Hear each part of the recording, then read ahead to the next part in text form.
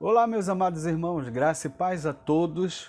Para quem ainda não me conhece, eu me chamo Paulo Neves, pastor na Assembleia de Deus em Belém do Pará. E hoje nós estamos aqui na nossa sala de aula da EBD Inovadora. Sejam todos bem-vindos ao nosso canal. E nós queremos mandar um forte abraço a todos os nossos irmãos que já estão conosco, nossos irmãos de Belém do Pará. Forte abraço aos nossos irmãos de Manaus, nossos irmãos de São Paulo, Macapá, Rio Branco, São José dos Campos, Rio de Janeiro, Marituba, Teresina, Piauí. Todos esses irmãos que estão conosco, estão nos ajudando a trazer toda semana aqui uma pré-aula para os nossos irmãos da Escola Bíblica Dominical. É uma forma de subsídio, uma forma de ajuda para os nossos professores, alunos e todos aqueles que amam a Palavra de Deus. E se você ainda não é inscrito no nosso canal, se inscreva, venha fazer parte conosco da EBD Inovadora e juntos construirmos uma EBD de sucesso, uma EBD de resultado para a glória e honra do nome do Senhor Jesus, tá bom? Você não paga nada para se inscrever, é só você entrar na internet, é só você acessar a EBD Inovadora e você já estará sendo direcionado direto para o nosso canal no YouTube. Se inscreva, nos ajude e vamos juntos aí construir uma EBD de sucesso, tá bom? Meus amados irmãos, vamos lá para a nossa lição de hoje. Hoje nós temos uma lição muito importante, uma lição especial. Estamos chegando aí ao final, né, desse estudo do livro de Marcos, que estudamos esse trimestre, e nós estamos hoje na lição de número 12, Marcos capítulo 15, é o capítulo que nós estaremos estudando hoje, né, fazendo uma análise, uma abordagem do capítulo 15. O assunto da lição, sofrimento e morte do servo. Meus amados irmãos, a nossa lição de hoje tem 3 objetivos. Primeiro objetivo, testemunhar que só há salvação para os que creem em Jesus. Não há uma outra forma, um outro meio de se alcançar a salvação. Só há salvação para os que creem em Jesus Cristo. O segundo objetivo é compreender que o sacrifício de Jesus foi um cumprimento profético. Tudo aquilo que os profetas anunciaram, tudo aquilo que havia sobre Jesus nos salmos, nos profetas, se cumpre aqui nesse sacrifício. E o terceiro objetivo é testemunhar que estamos sobre a nova aliança celebrada através do sacrifício de Jesus. Então a nova aliança ela foi confirmada e nós devemos testemunhar que estamos sobre essa nova aliança, que foi celebrada através do sacrifício de Jesus. Então vamos lá, meus irmãos, para a nossa lição. Só recapitulando aqui, a lição de hoje é a lição de número 12, sofrimento e morte do servo. E nós estaremos estudando o capítulo 15 de Marcos. Texto áureo. O centurião que estava em frente dele, vendo que assim expirara, disse: verdadeiramente, este homem era o Filho de Deus. Marcos capítulo 15, versículo 39. Verdade prática. O propósito divino de salvação se cumpre na morte de Jesus. A fé no servo sofredor é garantia de vida eterna.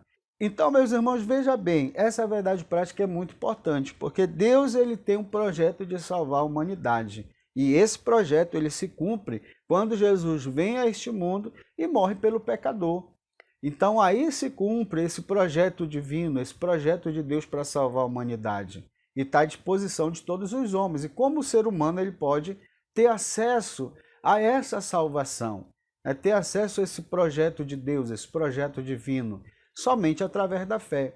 Não precisa pagar, não precisa fazer sacrifício, porque todo sacrifício já foi feito na morte de Jesus.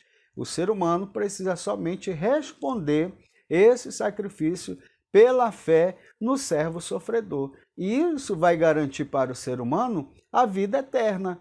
Então, pela fé, ele crê no servo sofredor, nesse sacrifício que Cristo fez para cumprir o projeto divino de salvação. O homem, pela fé, tem acesso e isso vai garantir a vida eterna para o ser humano. Glória a Deus, pelo projeto divino, pelo projeto de Deus.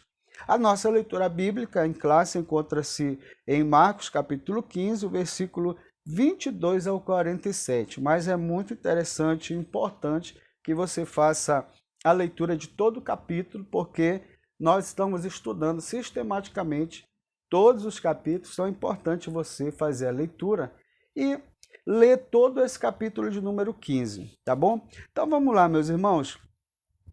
Como nós falamos, nós vamos estar analisando o capítulo 15. Jesus, nós observamos nesse capítulo que ele continua firme no propósito. O propósito que ele veio cumprir de morrer pelos pecadores, de morrer para poder salvar o homem. E ele segue firme nesse propósito, então ele vai continuar sendo obediente até a morte e morte de cruz. Nós vamos estar vendo nessa lição 3 pontos importantes acerca deste capítulo. O primeiro ponto é o julgamento, o segundo ponto é a crucificação e o terceiro ponto é a morte de Jesus. Então vamos lá. O primeiro ponto, nós vamos ver aqui sobre o julgamento. Nosso primeiro subponto é Pilatos enrascado. Marcos, capítulo 15, e o versículo 1.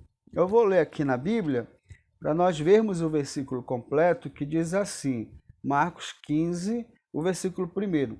Logo pela manhã, entraram em conselho os principais sacerdotes com os anciãos, os escribas e todo o sinédrio, e amarrando a Jesus, levaram-no e o entregaram a Pilatos. Então, meus irmãos, nós observamos aqui que os principais sacerdotes, como diz aqui o texto, os escribas, eles estavam junto ali com os anciãos no sinédrio, julgando essa causa.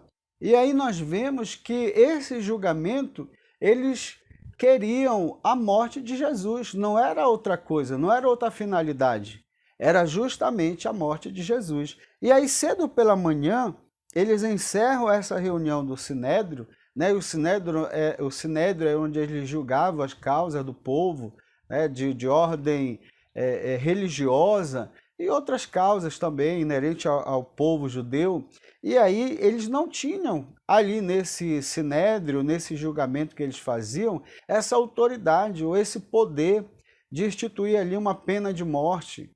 Então o que eles fazem? Cedo pela manhã, encerrada a reunião no sinédrio, os líderes então que estavam participando ali desse julgamento, os líderes judaicos, eles pegam Jesus e entregam a Pôncio Pilatos, que era governador romano da Judéia, que estava, por ocasião da Páscoa, estava ali participando justamente para tentar evitar alguma revolta, alguma confusão, que era o momento de Páscoa. Então havia muita gente, povo de muitos lugares ali reunido, então ele estava justamente ali para estar atento a todo levante, atento se haveria ali alguma confusão nessa região. Então ele estava ali, era governador romano, governador da Judéia. Então, meus irmãos, Jesus ele tinha ali no tribunal judaico sofrido na esfera religiosa. Após esse julgamento no sinédrio, e Jesus sendo levado a Pôncio Pilatos, ele vai sofrer acusação política. Já tinha sofrido acusação religiosa, de que havia blasfemado, que havia se intitulado rei. Então ele já tinha sofrido uma acusação religiosa e agora ele vai sofrer também uma acusação política, de sedição, de traição, de se levantar contra o Império Romano. Então essa é a acusação que os principais dos sacerdotes, os anciãos, os escribas, eles vão estar levando de forma mentirosa a Pôncio Pilatos, para que Pôncio Pilatos fizesse esse julgamento político, e desse essa condenação, porque Pôncio Pilatos ele tinha esse poder, ou de condenar à morte, ou de livrar um criminoso. Então, como nós vamos ver mais à frente. E aí, eles levam Jesus para que Jesus sofra essa punição política, essa acusação política.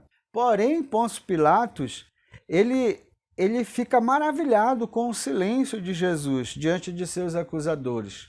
Os inimigos de Jesus faziam as acusações, né, que ele era um arruaceiro, que tinha se levantado contra o Império Romano, e aí começavam, né, a acusar Jesus, e Jesus, como diz o texto, ele fica ali calado, né, diante dos seus acusadores, como diz o versículo 4 e o versículo 5, e como diz também o profeta Isaías no capítulo 53, o versículo 7. Né? Jesus ele fica como uma ovelha muda perante os seus tosqueadores, né? Perante os seus inimigos, perante os seus acusadores. Ele não abre a sua boca.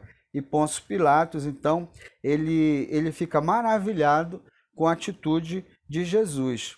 E ele chega a uma conclusão de que aquilo que está acontecendo é pura inveja dos inimigos de Jesus. Não é que Jesus tivesse alguma culpa, não é que Jesus fosse um revolucionário, né, e estava lutando contra o poder do Império Romano, era inimigo de Roma, não era isso. Pôncio Pilatos ele chega à conclusão que o que estava acontecendo ali, todo aquele alvoroço, toda aquela situação da liderança religiosa, só tinha uma questão, que era a inveja, né, a inveja que tinham de Jesus. Então, Pôncio Pilatos, ele coloca a sua posição e a sua visão acerca dessa situação, que Jesus era inocente, né, que ele não via crime nenhum, ele não via culpa alguma em Jesus para que ele fosse condenado à morte, né, daquilo que os seus acusadores queriam.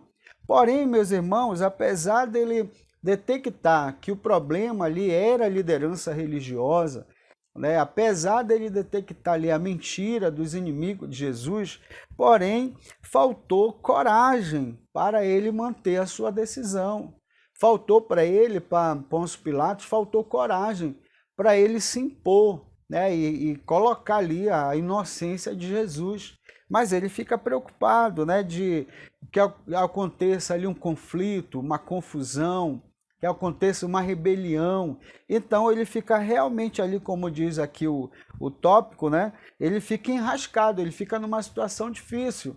Porque se ele livra Jesus, poderia haver ali uma rebelião e o Império Romano, né, o governador Pôncio Pilatos, ele não queria bater de frente, ele não queria uma confusão, por isso ele estava ali. Então, apesar dele ver a inocência de Jesus, ele saber que era por inveja da liderança religiosa, mas ele fica acuado, ele não toma essa decisão, ele fica com medo, ele não tem coragem suficiente para enfrentar ali a liderança religiosa dos judeus, né? Não tinha coragem de enfrentar o Sinédrio, toda essa força dos sacerdotes, dos escribas, dos anciãos. Então ele fica ali enrascado, né? Ele fica encurralado ali e não toma a decisão de livrar Jesus. E aí, meus irmãos, quando ele está ali enrascado, né, nessa situação complicada, né, a pressão dos líderes religiosos, dos inimigos de Jesus, Pilatos ele tenta então se livrar dessa decisão, né, de condenar Jesus. Então, meus irmãos, diante daquela situação que Pilatos se encontra, ele tenta passar a responsabilidade para Herodes, como diz em Lucas capítulo 23, o versículo 6 ao versículo 12. Então, meus irmãos, a decisão frustrada, né, a tentativa frustrada de Pilatos fez com que ele entendesse, né, que não daria para transferir aquela responsabilidade. E agora ele vai entender que ele precisa tomar essa decisão. Pilatos se convence de que terá que julgar essa complicadíssima causa. Então nós vemos aí, nesse primeiro ponto, que Pilatos ele encontra-se enrascado numa situação difícil, né, de receber os principais líderes religiosos, querendo, né, esse julgamento condenatório, que condenasse Jesus à morte. Mas Pilatos não vê em Jesus nenhuma culpa, e ele entende que aquilo era por conta da inveja dos líderes religiosos. E o que Pilatos faz? Numa tentativa, né, de fugir dessa decisão, sabendo que, descobrindo que Jesus era galileu. Então, na tentativa de passar essa responsabilidade, ele envia Jesus até Herodes. E lá Jesus é mais uma vez questionado, né, feito muitas perguntas, muitos questionamentos, mas Herodes observa e vê que Jesus não oferece esse risco, não é esse criminoso que estava querendo, né? E ele então, o que ele faz? Ele devolve Jesus para Pilatos. Então Pilatos ele observa que a sua tentativa é frustrada e ele percebe que ele vai ter que fazer esse julgamento, ele terá que julgar essa complicadíssima causa. Então Pilatos ele entende que agora ele está sem saída, está enrascado e ele vai ter que fazer esse julgamento. Então, meus amados irmãos, nós vamos para o segundo ponto da nossa lição, que é Barrabás solto. Marcos capítulo 15, o versículo 15, né? Vamos ver Marcos capítulo 15 e o versículo de número 15, que diz assim, você pode estar acompanhando na sua revista ou você pode estar acompanhando na Bíblia. Nos diz assim, então Pilatos, querendo contentar a multidão, soltou-lhes Barrabás e após mandar açoitar Jesus, entregou-o para ser crucificado. Pilatos, ele vê agora mais uma oportunidade. Ele vai tentar mais uma saída para essa situação difícil que ele se encontra. Ele tenta mandar para Herodes, tem a sua tentativa ali frustrada, aí Herodes devolve para Pôncio Pilatos e ele vê mais uma oportunidade de tentar fugir dessa situação. Ele vê essa oportunidade de transferir novamente suas responsabilidades, inclusive com ganhos políticos junto à multidão. Aplicando o costume da época, ele propôs ao povo a libertação de um preso, Jesus ou Barrabás. Este, um assassino e revolucionário. Pilatos tinha autoridade para perdoar qualquer criminoso. Então, diante da tentativa frustrada de transferir a responsabilidade para Herodes, ele resolve, então, mais uma vez, transferir a sua responsabilidade. O que ele faz? Era costume na época, em momentos festivos, soltar ali um criminoso. Então ele vê nisso uma oportunidade, e ele vai levar essa situação para o povo, vai tentar passar essa responsabilidade que era sua, de fazer o julgamento, e passar essa responsabilidade para o povo. Então o povo ele ia ter que escolher entre Jesus ou Barrabás. Mas com uma diferença, Jesus era inocente, Jesus não tinha culpa alguma. E Barrabás era um criminoso, já tinha feito uma rebelião, e nessa rebelião tinha feito ali um homicídio. Então era um criminoso e um revolucionário. Só, meus amados irmãos, que mais essa estratégia de Pilatos não dá certo, ela não vinga. Então, apesar dele jogar essa responsabilidade para o povo, de sugestionar insistentemente por Jesus, tentando mostrar a inocência de Jesus, o povo segue na orientação das autoridades religiosas judaicas e escolhe Barrabás. Então é mais uma tentativa frustrada, porque ele coloca diante do povo, olha, costume da época se soltar por essa época, por essa festividade, soltar um criminoso, até para aparecer algo generoso, uma atitude generosa, até para se dar bem politicamente. Porém, o povo ele já estava orientado pelas lideranças religiosas e, quem sabe, já estavam até compradas, subornadas. E ao invés deles escolherem Jesus, eles escolhem então Barrabás. Eles escolhem um criminoso. Então a estratégia não dá certo mais uma vez. Pilatos ele é insistente, ele continua insistindo ali na absolvição para soltar Jesus. Todavia, o povo já se agitava, gritando pela crucificação do servo. Pilatos, então, desejando evitar rebelião, lava as suas mãos astutamente e entrega Jesus à multidão para a morte de cruz, com açoitamento prévio. Pilatos ele tenta de todas as formas pela soltura de Jesus, mas nós vemos que O povo aqui já estava subornado, comprado pelas autoridades religiosas. E apesar de colocar ali um criminoso, né, com o inocente, o povo já orientado, o povo começa então, né, se agitar, começa a gritar para crucificar Jesus. E aí Pilatos ele não vê outra alternativa na sua tentativa frustrante de não conseguir, porque ele sabia que Jesus era inocente. E apesar dele ter o poder de livrar Jesus daquele momento, ele lava as suas mãos, se omite e não livra Jesus deste momento e entrega Jesus para o povo, para ele ser açoitado e em seguida ser morto na cruz.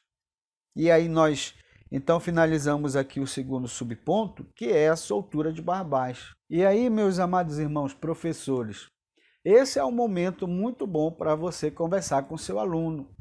Quem você está escolhendo? Quem você está priorizando na sua vida? Jesus ou Barrabás? A quem você está atribuindo um valor maior? O povo lá escolheu um criminoso, escolheu um revolucionário, homicida, a Jesus. Então é um excelente momento para a nossa classe nós levantarmos ali um questionamento, uma reflexão e analisar a nossa vida. Como é que está a nossa vida? O que nós temos escolhido? Que escolha nós temos feito? Nós temos valorizado Jesus? Nós temos escolhido Jesus? Que escolha nós temos feito? Que escolha você, professor, você, aluno da IBD, tem feito na sua vida? Nós vimos na lição anterior que Jesus ele não dá margem para ficarmos em cima do muro. Nós precisamos tomar uma atitude. E esse é o momento de você fazer uma reflexão com o seu aluno. Que decisão ele vai tomar? Ele vai ficar com Jesus, escolher Jesus ou escolher Barrabás? É muito importante isso, muito interessante. Nós vamos para o terceiro subponto, que é soldados cruéis. Marcos capítulo 15, versículo 19, diz assim: davam-lhe na cabeça com um caniço, cuspiam nele e, pondo-se de joelhos, o adoravam. Um severo açoitamento costumava preceder a crucificação. Antes da crucificação, havia aqui toda uma tortura emocional, psicológica, física. E Jesus ele vai passar por tudo isso aqui antes da crucificação, como um malfeitor, como um criminoso, como um pecador, apesar de ser inocente, de ser santo e não ter pecado. Então, meus irmãos, Marcos ele traz essas informações aqui de todo o sofrimento que Jesus passou antes da sua morte. A forma que ele foi tratado, a forma que ele foi açoitado. Então, o criminoso era despido, era amarrado a um poste para ali ele ser castigado, para ali ele ser açoitado. E a forma que isso acontecia era muito cruel.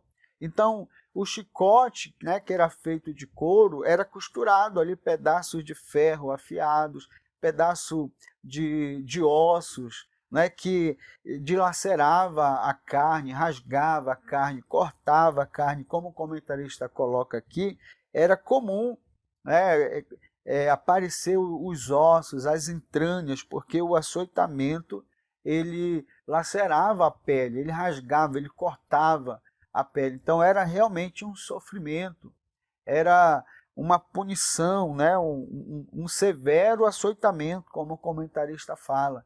E isso antes de ir para a cruz. Então o castigo era tão severo, tão cruel, que muitos criminosos morriam ali mesmo, pela crueldade do tratamento, do açoitamento que era feito. Então muitos criminosos morriam ali mesmo.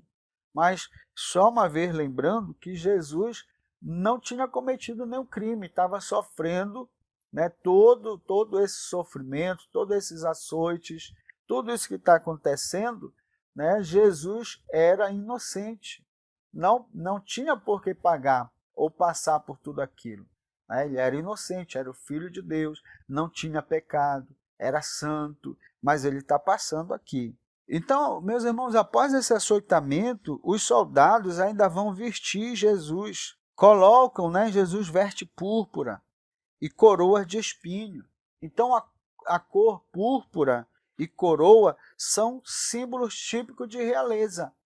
Porém, os soldados estão zombando dele, não estão reconhecendo Jesus como um rei. Né? Era até uma ofensa para eles, porque para eles o rei era o César. Então, quando eles vertem Jesus, né, com um manto de cor púrpura e coroa de espinho, eles estão zombando do rei dos judeus, zombando de Jesus como rei. E nós vimos na entrada triunfal do servo que Jesus ele é aclamado como rei. Então aqui os soldados não estão reconhecendo isso, eles estão zombando de Jesus como rei dos judeus. Ao golpearem sua cabeça com um caniço, cuspirem nele e se ajoelhando e adorá-lo, né, após baterem Jesus, cuspirem nele, eles se ajoelham para adorar Jesus.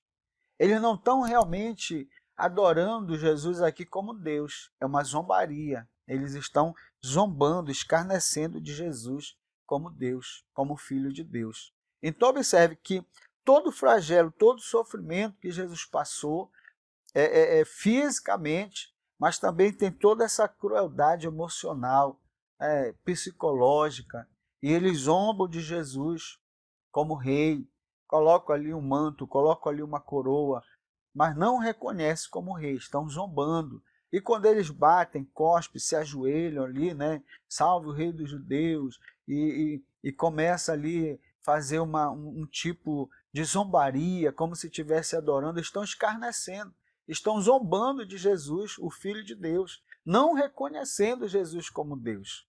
Então olha o tamanho da crueldade, né? O tamanho da insensibilidade do ser humano, a maldade do coração do ser humano, fazendo tudo aquilo. Mas, meus irmãos, é interessante e importante nós notarmos aqui que tudo isso que está acontecendo é cumprimento das profecias, cumprimento daquilo que Isaías falou, o profeta Isaías no capítulo 50, verso 6, Isaías capítulo 53, e o que foi falado pelo próprio Senhor, que ele iria passar por tudo isso. Então, em nenhum momento, Deus ele perdeu o controle da história, o controle da situação. Jesus ele está marchando aos olhos de muitos, né, aos olhos da humanidade, Jesus está ali fracassado, derrotado, mas não, meus irmãos. Ali é justamente a glória, Jesus está chegando ali ao ápice da sua missão. Ele veio para isso.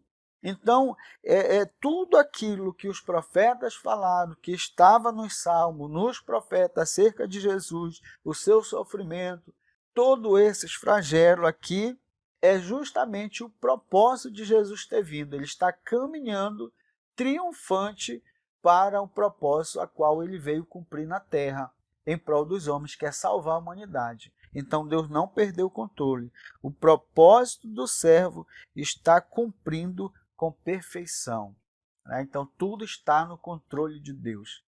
Está sendo cumprido perfeitamente a vontade de Deus, o propósito pelo qual o servo veio a este mundo. Glória a Deus. Aí, meus irmãos, nós finalizamos esse ponto, que foi o julgamento, né?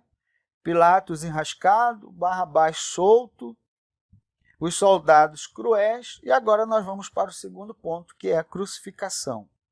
O primeiro subponto nos diz assim, rumo ao Gólgota, Marcos capítulo 15, verso 22. Vamos ler esse versículo.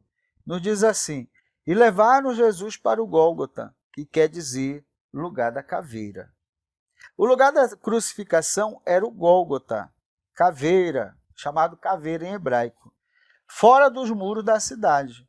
A crucificação era um aterrorizante espetáculo público.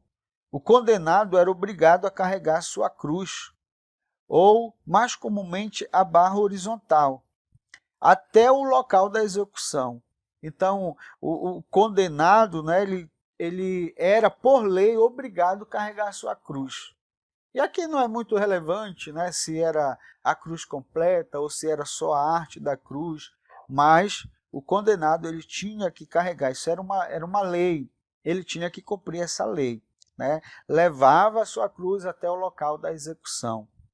Agora imagine, meus irmãos, depois de passar por todo o martírio, por todo o açoitamento, sendo chicoteado, tendo a sua carne rasgada, a sua carne cortada, né, pelos chicotes, agora ainda tem que carregar a sua cruz. Olha a situação, olha a humilhação, olha o sofrimento. Né?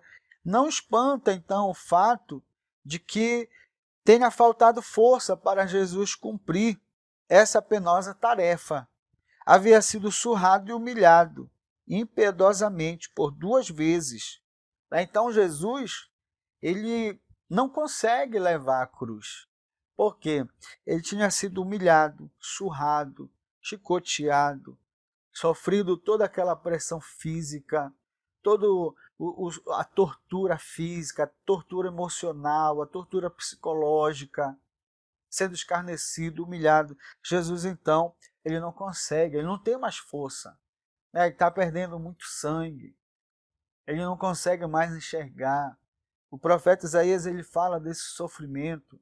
Jesus está abandonado, está sozinho. O profeta Isaías diz que nós olharmos para ele e não víamos nenhuma beleza para o que desejássemos. Agora imagine que cena horrível, que cena horrorosa. Jesus ensanguentado, o sangue que desce da sua cabeça, já grudando os seus olhos, o sangue já secando, fechando os olhos, talvez não conseguia mais enxergar, perdendo muito sangue, não tinha força, não tinha como levar aquela cruz. Então, Simão Cirineu, Simão da cidade de Cirene, ficava no norte da África, ele foi obrigado pelos soldados romanos a carregarem a cruz. Então, os oficiais romanos, eles tinham essa autoridade de impor, de obrigar qualquer cidadão a prestar serviço, serviço para Roma. E aí, Simão Cirineu, ele é escolhido para ajudar Jesus. Então, diante dessa obrigatoriedade, os soldados, vendo ali que Jesus realmente não conseguia mais carregar, não tinha mais força, não tinha a mínima condição de carregar a cruz, eles escolhem ali Simão Cirineu. Então, Simão Cirineu, ele é escolhido para levar a cruz de Jesus rumo ao Gólgota, rumo ao local onde Jesus seria crucificado, onde Jesus iria, então, cumprir a pena que lhe foi imposta, a morte e morte de cruz.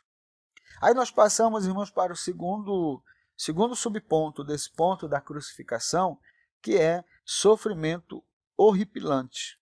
Marcos capítulo 15, verso 24, que diz assim: Então o crucificaram e repartiram entre si as vestes dele, lançando-lhe sorte para ver o que levaria cada um. Meus irmãos, esse sofrimento, o qual Jesus está sendo colocado aqui, sendo exposto, a crucificação, é uma das formas mais abomináveis de execução já criada pelo homem.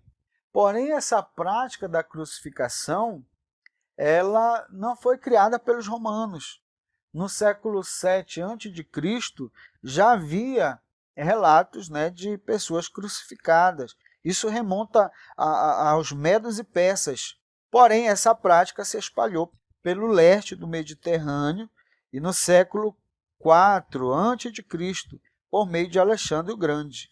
O Império Romano a adotou como forma dominante de execução até 337 a.C., quando foi proibida por Constantino. Então, a morte de cruz é uma das coisas mais terríveis, mais horrorosas, por toda a exposição da pessoa, o açoitamento, a crueldade, a forma que era tratada. Então, era uma morte agoniante, uma morte muito triste. Então, essa prática, no ano 337 d.C., ela foi proibida por Constantino. Então, meus irmãos, vamos ver aqui um comentário sobre a crucificação que o comentarista coloca aqui. A crucificação era uma morte lenta, dolorosa e humilhante. Quando o criminoso chegava no local da execução, o sentenciado era deitado de costa no chão, seus braços eram esticados e depois amarrados ou pregados à barra horizontal, né, que ele levava, né, até o local da crucificação. E no caso de Jesus, né, nós já sabemos, nós conhecemos que Jesus ele foi pregado com grossos pregos, né, grossos cravos, que atravessavam ali as mãos, né, ou pulso. Então Jesus ele foi pregado ali na cruz. Em seguida a barra era levantada, né, ele era pregado ali no chão, em seguida a barra era levantada com o crucificado, e aí era fixado, né, na arte que já estava ali presa no solo. Por vezes despido, condenado a permanecer exposto ao público em infindável vergonha, com dores, com grandes dores, emitindo gemidos tenebrosos, né? Então imagine só mesmo a dificuldade da pessoa pregada com o peso do corpo, né? E a dificuldade para respirar, depois de já ter sido torturado, de já ter perdido muito sangue. Então, olha a dificuldade que era, a crueldade que era esse tipo de morte, né? Esse tipo de pena que era utilizada, a qual Jesus ele foi submetido. Ele morreu na cruz, ele passou por tudo isso daqui. Então, alguns sobreviviam por dias ali, né? Estando exposto ao sol, exposto à chuva, calor, frio. Não raro, não era raro, né, os corvos e os cães devorarem o corpo antes mesmo do falecimento. Então eles eram colocados ali na cruz, né, e alguns passavam dias ali sofrendo. Então, meus irmãos, a crueldade era tão grande que eles ainda colocavam ali um suporte, né, para os pés, e às vezes um suporte para o crucificado sentar. Então isso não era uma forma de ajudar, não era uma forma de estar penalizado e querer ajudar, não, isso era para prolongar o sofrimento, porque com as mãos esticadas, o peso do corpo, os braços, as mãos pregadas, então o peso do corpo dificultava, pressionava o pulmão, dificultava a respiração. Então, com esse suporte nos pés, o que a pessoa que estava crucificada ali fazia? Se apoiava, né, segurava nos pés o peso do corpo, e aí ele conseguia respirar. Mas isso não era uma forma para ajudar a pessoa crucificada, não, era para prolongar o sofrimento, porque ele ia demorar mais ali na cruz, né? Então, ele não ia morrer por asfixia, né, por falta de respirar. Não, toda vez que ele estivesse morrendo, estivesse desfalecendo, o que ele fazia? Se o suporte fosse ali o assento, ele se apoiava no assento, puxava a respiração e aí continuava o sofrimento. Se o suporte fosse nos pés, né, ele crucificado, com peso pressionando o pulmão, faltava o oxigênio, então ele se apoiava ali sentindo muitas dores, né, nos nervos, na carne. Então ele se apoiava com seus pés, né, erguendo um pouco ali o seu corpo, o pulmão era liberado, ele respirava de novo e aí voltava todo aquele sofrimento, todas aquelas dores novamente. Então ele não morria com asfixia e prolongava o seu sofrimento. Então olha só, né, a situação de que era exposto aqui. Então nós vemos aqui que era um sofrimento agoniante, era um grande sofrimento que a pessoa passava. Mas o que a gente precisa entender aqui é que Jesus ele passou por todo esse sofrimento. Ele passou por tudo isso aqui. Aí nós vamos para o terceiro subponto, que é insultos e escárnios. Marcos capítulo 15, versículo 30, diz assim: salva-te a ti mesmo descendo da cruz. Segundo Marcos, Jesus foi crucificado à hora terceira. Está no versículo 25. Ou seja, às 9 horas da manhã. Então, a crucificação se deu às 9 horas da manhã, hora terceira, como diz o versículo 25, né, que diz assim: era a hora terceira quando o crucificaram. Contrariando as autoridades judaicas, Pilatos colocou na placa a acusação de Jesus, o rei dos judeus, versículo 26. E por cima estava em epígrafe a sua acusação, o rei dos judeus. Então, os judeus, né, eles não queriam que colocasse lá, né, rei dos judeus. Eles queriam que colocasse, olha, esse se diz rei dos judeus, né, mas é um impostor. Mas Pilatos aí ele fica firme, não é? E ele coloca lá, ele usa sua autoridade e coloca Jesus, o rei dos judeus. Meus irmãos, nesse processo, era comum as pessoas oferecerem substância aos condenados que ia ajudar a diminuir a dor, a diminuir o sofrimento. Então, ele recebia ali uma substância, né, que ia ajudar a diminuir toda essa dor, todo o seu sofrimento. Porém, Jesus ele recusa essa oferta, ele não aceita. Versículo 23 fala sobre isso, nos diz assim: deram-lhe a beber vinho com mirra, ele, porém, não tomou. Mas por que Jesus ele não aceita, né? Por que ele recusa essa oferta? Porque ele desejava manter-se plenamente sóbrio no cumprimento da sua missão. Ele escolheu beber o cálice da ira de Deus. Então ele não queria nada que viesse a amortecer a sua mente, né? Deixar ele ali amortecido. Não, ele queria estar sóbrio, ele queria estar consciente, né, daquilo que ele estava enfrentando, daquilo que ele estava passando. Ele estava cumprindo a sua missão. Então, ele recusa, né, porque ele vai passar por todo esse processo, sabendo do que ele está fazendo, qual é o propósito, qual é a finalidade, né, qual é o resultado desse sofrimento, de tudo que ele está passando, ele está consciente. Então ele rejeita, né? Ele não aceita. E nós vemos aí o profeta Isaías, ele narrando todo esse sofrimento, detalhando minuciosamente tudo aquilo que o servo estava passando, tudo aquilo que Jesus ele estava sofrendo, aqui o profeta Isaías coloca. E aqui, irmão, nós observamos que todos escarnecem do servo. Jesus ele foi insultado, escarnecido de todas as formas e por todos. Pelos principais sacerdotes, pelos escribas, pelos soldados, por aqueles que estavam ali crucificando.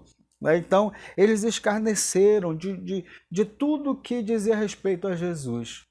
Né? Nós vemos Jesus entrando na entrada triunfal, sendo aclamado como rei. Então, eles escarnecem aqui Jesus, né? De Jesus como rei. Eles escarnecem, eles zombam de Jesus como Salvador. Eles escarnecem de Jesus como profeta. Então, em tudo, Jesus foi insultado, foi escarnecido. Em tudo e por todos. Ele está focado na sua missão, né? Porque ele veio cumprir, que é de dar sua vida pelos pecadores, de dar a salvação, oferecer gratuitamente a salvação para os pecadores. Inclusive esses que estão escarnecendo, inclusive os soldados, inclusive os escribas, os fariseus, os anciãos, todos aqueles que estão perseguindo, insultando, escarnecendo, para eles também Jesus está pagando esse preço para oferecer a salvação. Glória a Deus. Aí nós passamos para o terceiro ponto, irmãos, da nossa lição, e o primeiro subponto é trevas. Marcos capítulo 15, versículo 33, diz assim a palavra de Deus: chegada a hora sexta, houve trevas sobre toda a terra até a hora nona. Olha só, meus irmãos, todos os nossos pecados estavam sobre os ombros de Jesus na cruz, gerando forçosa separação com Deus, que é a verdadeira fonte de luz e vida. Até o sol, o próprio sol, ocultou sua face. Por isso, em pleno meio-dia, é a hora sexta, em pleno meio-dia, miraculosa escuridão cobriu a terra, fenômeno que durou 3 horas. Então, meus irmãos, observa o que está acontecendo aqui. Jesus ele é crucificado, né? Ele está ali na cruz, nesse momento agoniante, nesse momento de dor, né? Separação de Deus por conta dos pecados, porque o pecado faz separação entre nós e Deus, e todo o nosso pecado está sobre Jesus. Então Deus ele se separa ali, né, por conta do pecado. E Deus que é a fonte de luz, é a fonte de vida. E aí o que acontece? Toda a terra entra em escuridão durante 3 horas. Meio-dia o sol se oculta. né? A terra se enche de trevas durante 3 horas. Ao fim desse tempo, Jesus angustiou-se, pois vivenciava o momento mais aflitivo da sua caminhada, o afastamento do Pai. As trevas cobriram não somente a terra, mas também o coração do povo. Então, olha só, meus irmãos, não é só a questão da escuridão, né, do sol, né, não fornecer a luz, né, ou a ausência da luz do sol, né, e ao meio-dia tudo se faz trevas ali durante 3 horas.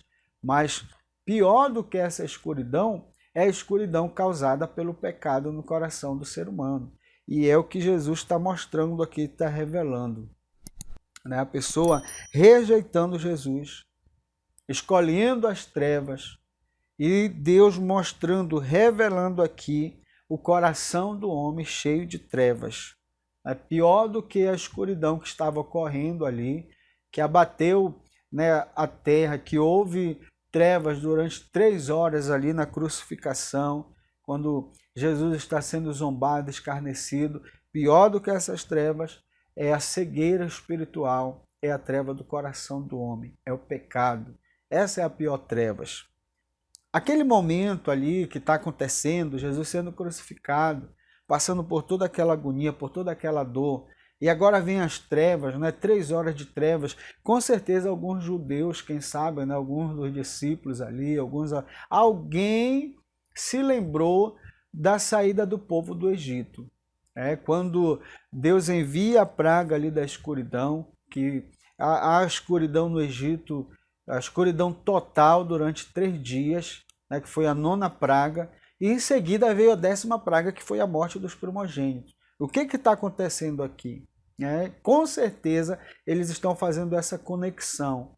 Assim como foi no Egito, assim como foi lá na primeira Páscoa, e agora eles vivendo também o momento da Páscoa, vem a escuridão. Com certeza eles fizeram essa conexão, né, entre esse momento, esse episódio aqui e o Antigo Testamento. A primeira Páscoa, né, a praga da escuridão, e em seguida a praga da morte dos primogênitos, que é o que vai acontecer aqui. Olha.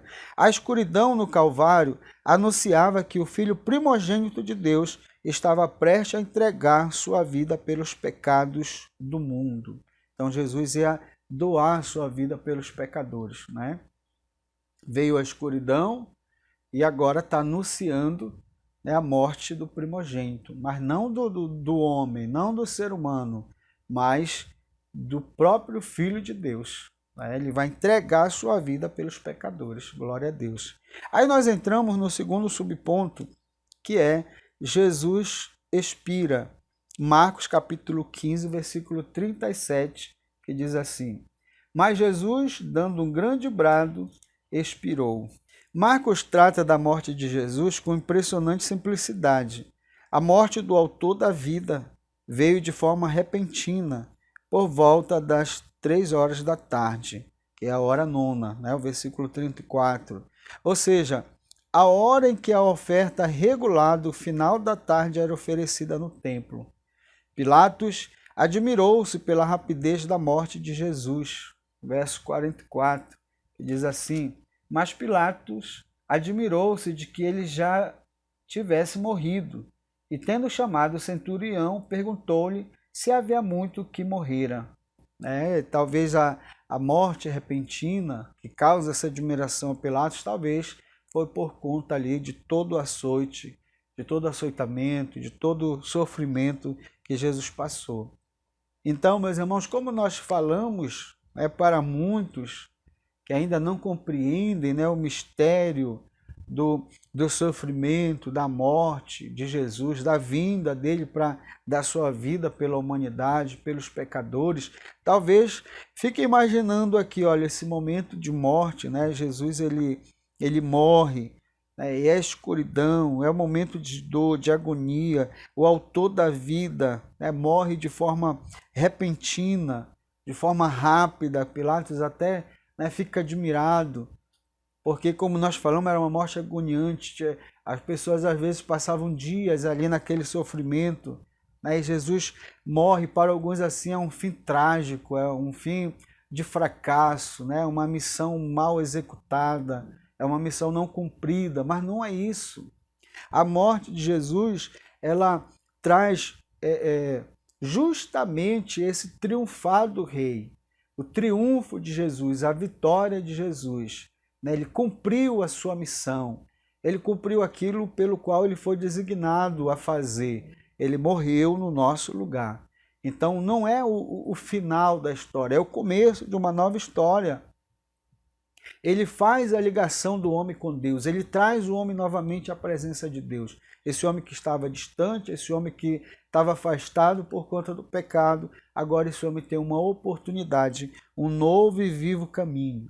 Ele põe fim em todo o sacrifício, em toda aquela prática, toda a cerimônia sacrificial, ele põe fim e começa agora um novo caminho, né, um novo sistema que Jesus ele inaugura com a sua morte, né? Então é o triunfo do rei, é a vitória de Jesus, é a sua morte e a sua ressurreição. Glória a Deus.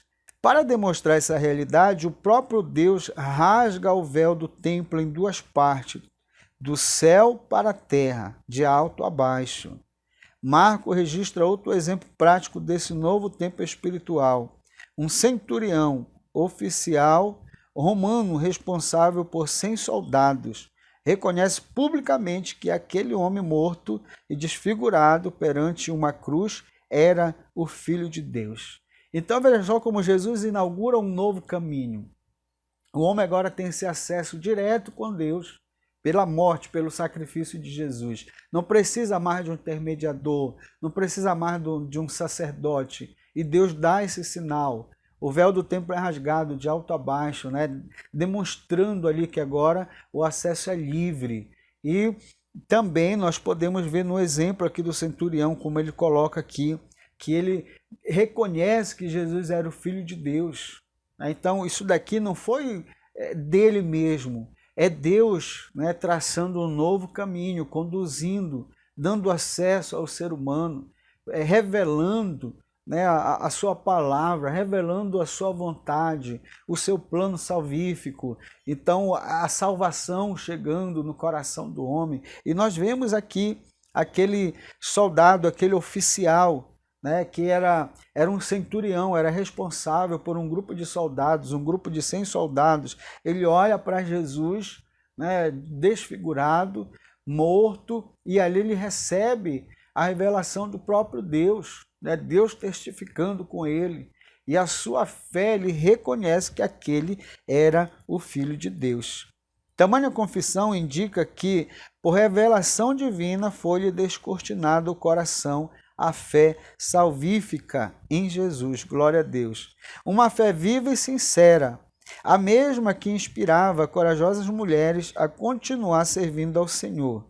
Judeus e gentios, homens e mulheres, libertos e escravos, todos podem agora estar reunidos na mesma fé em Cristo. Gálatas 3, versículo 28. Então, com a morte de Jesus, não foi o fim, é o início de uma nova história, um novo e vivo caminho com acesso a Deus. Agora, todos nós temos esse acesso, não importa se é rico, se é pobre, se é novo, se é velho, se é grande, se é pequeno, todos nós temos acesso, se é homem, se é mulher, não importa, todos nós somos livres e temos acesso à presença de Deus. E o que fez isso? A derrota de Jesus com a morte? Não. Mas o triunfo do rei. A morte dele foi o cumprimento das profecias, daquilo que falava dele nos salmos e nos profetas, se cumpriu perfeitamente e a sua morte garantiu uma nova história, um novo e vivo caminho. Glória a Deus. Aí nós vamos para o terceiro subponto, que é o sepultamento. Marcos capítulo 15, o versículo 46. Pode acompanhar na sua Bíblia ou na sua revista da Escola Dominical. Marcos capítulo 15, versículo 46, nos diz assim: Este, baixando o corpo da cruz, envolveu em um lençol que comprara e o depositou em um túmulo que tinha sido aberto numa rocha, e rolou uma pedra para a entrada do túmulo.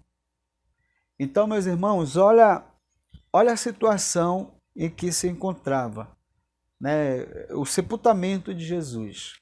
Ele morre na sexta-feira, às 3 horas da tarde, e aí, 6 horas da tarde, começaria o sábado. Então, no sábado, não teria como fazer esse sepultamento, porque o judeu não faz esforço, ele não trabalha.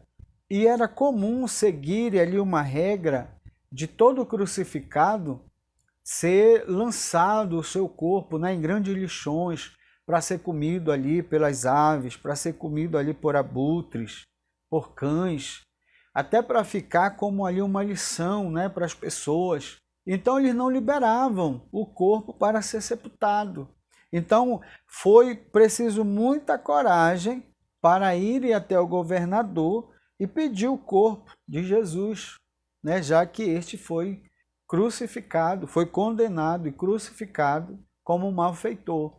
Mesmo assim, ousadamente José de Arimateia, sujeito rico e influente, membro do Sinédrio e seguidor do servo, conseguiu audiência com Pilatos, fora do horário de expediente, e obteve autorização para remover o corpo de Jesus. Com a ajuda de Nicodemos, sepultou-o a tempo e com dignidade. Mais uma profecia se cumprindo. Isaías 53 e o versículo 9. Glória a Deus. Aplicação pessoal. Jesus sofreu uma morte dolorosa e humilhante para que pudéssemos ter vida em abundância. Portanto, cumpre-nos viver para Cristo, que nos amou e a si mesmo se entregou por nós. Glória a Deus. Meus amados irmãos, essa foi a nossa lição de hoje, lição de número 12. Muito obrigado a todos os nossos irmãos, professores, alunos da EBD, que estiveram conosco até o final desse vídeo. Se você ainda não é inscrito no nosso canal, aproveite essa oportunidade.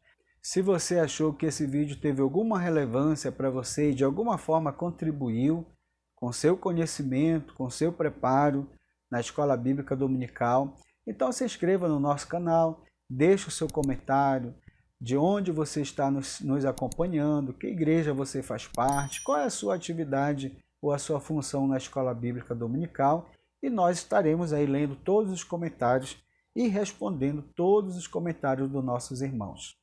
Se você quiser fazer parte do nosso grupo de WhatsApp, nosso grupo da EBD Inovadora, nós vamos deixar o link aqui na descrição desse vídeo e você pode, através do link, entrar direto lá no nosso grupo e fazer parte conosco, tá contribuindo, tirando dúvida, compartilhando experiência com os outros professores, coordenadores da Escola Bíblica, e junto nós vamos construir então uma EBD inovadora.